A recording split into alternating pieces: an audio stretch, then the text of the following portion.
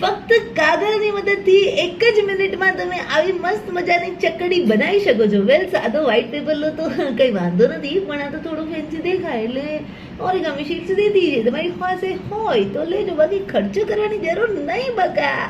સાદો પેપર ચાલે જ છે. એક કોઈ પણ કાગળ લઈને એની આવી પટ્ટીઓ પતલી પટ્ટીઓ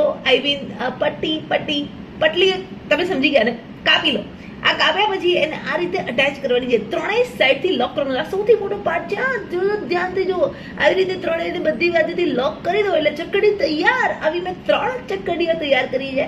1, 2 and 3. અને પછી જો ઉપરથી આ રીતે ઉડાડવાથી એ ચકડીઓ મસ્ત મજાની ફરે છે અને બહુ જ મજા આવે જોવાની. આમ ગોળ ગોળ ગોળ ગોળ ગોળ ફરી છે. તમે જરૂરથી ટ્રાય કરો. હવે આ એક સાથે 3 ચકલી ઉડાડીને ચકરી ઉડાડીને જોઈ લીધું કે ભાઈ બરાબર થાય છે કે નહીં.